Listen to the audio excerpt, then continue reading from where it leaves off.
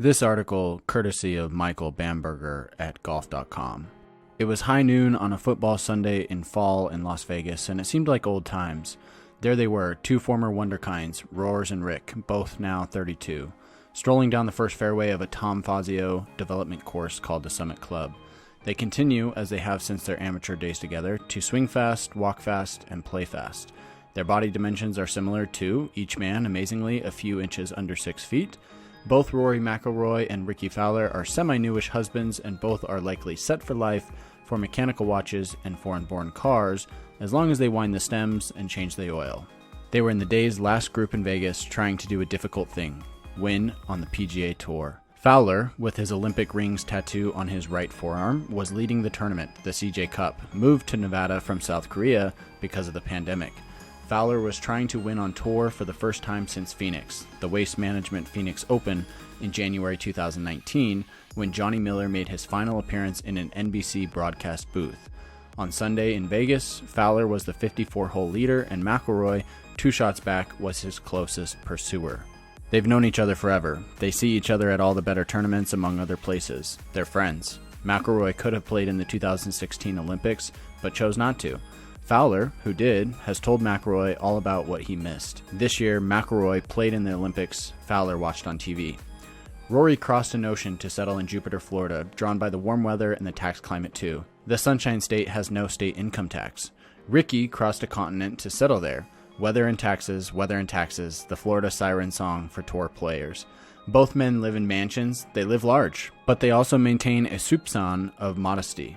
It's amazing to consider where their games, in concert with their personalities, have taken them. Okay, Rory's better at golf. It's a thin line, thinner than a razor. Fowler has played in 46 Grand Slam events and is still looking to win one. McIlroy is 4 for 51 in majors. Each player has won at TPC Sawgrass, so each has a place in the winners-only locker room there. Both are semi-fixtures at various posh South Florida golf clubs, including Medalist and the Bears Club and Seminole. Fowler found his way to Seminole as a guest of Buddy Marucci, a longtime member and captain on the 2007 Walker Cup team. Rory played in that Walker Cup, held at Royal County Down, near his childhood home outside Belfast. That was the golf course of young Rory's dreams, shimmering and on the Irish Sea.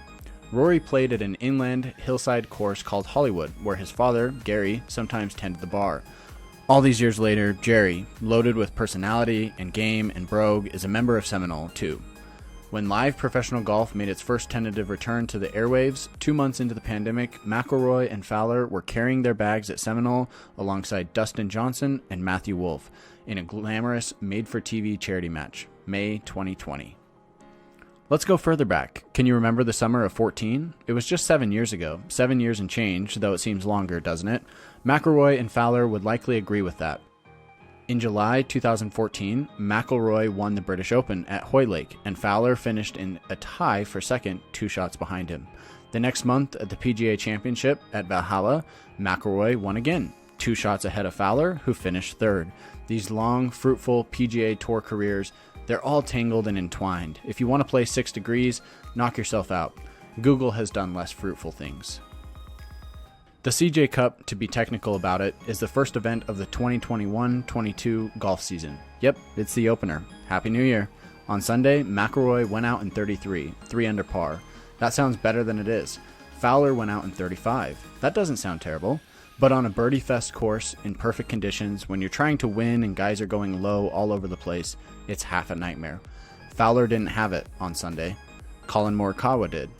He shot a final round 62, was in the house early at 24 under par, looking to see if somebody could top him. Rory had it enough. His Sunday 66 was sufficient for a 1-shot win, his 20th on the PGA Tour. He beat Morikawa by a shot, and Fowler, who finished in a tie for third, by 3. Today, I just had a couple swings that got me out of position, Fowler said when it was over. It can't be easy going straight to a mic when something you wanted has just slipped away from you. I don't mean that the wind slipped away. You can't, of course, control what other players do in golf. More the feeling of being in control of your ball for 4 straight days. I had to take an unplayable lie, and then I had a couple 3-putts, Fowler said. Struggled a bit on the greens with feel and speed, so really, all in all, you factor that in, miss a couple opportunities coming down the last couple. We're only 3 shots back of Rory. So a lot of good stuff. Obviously disappointed, but this is a big step in the right direction with where we've been in the last 2 years. Rickie has cited Rory's name before. He'll likely do it again. Sometimes guys sound like they're swallowing glass when they cite the name of the winner. You can make your own guesses regarding that. Fowler didn't sound like that at all. In Rory's winner's press conference Sunday night from Vegas, the last question was about Rickie, and you could hear the empathy in Rory's voice. It's one of the many things that makes McIlroy a special figure in the game, his connection to other players. He's close, McIlroy said. He's not that far away. I think everyone's seen how he played this week. Obviously, things didn't quite go his way today, but he didn't hit it bad, might have been the word he was looking for, but he wasn't going to go there. He quit the sentence and changed gears. I was keeping my eye on him, McIlroy said. Such a charming thing to say. Rickie's a close friend of mine and I wanted to see him do well, so I was keeping a close eye on his game today as well, just to see how he played. There were maybe a couple of loose shots in there, but the 5-iron he hit into 11 was all I needed to see. He hit an awesome 5-iron into 11, and to play a shot like that in the final round with pressure and still having a chance to win, I think that means his game's coming around. All I needed to see was that one shot on 11. It was a pure golf shot. If he can keep repeating that swing, he'll be back to where he wants to be. It was a 249-yard drawing 5-iron to a back left pin on a par 3 that finished hole high and 15 feet right of the pin. Unfortunately for Fowler, he missed the birdie putt. In golf, good shots must come in groups of 2. Maybe the rest of the afternoon would have been different had he holed it, but he didn't. Rory had done what a friend does. He found something Rickie, in his disappointment, could hang his hat on. He hit a good 5-iron. You can build on that. That is if you have the ability to hit a drawing, soaring 250-yard 5-iron in the first place. In any event, it's good to have friends. Thanks for listening, guys. Courtesy of Michael Bamberger at golf.com.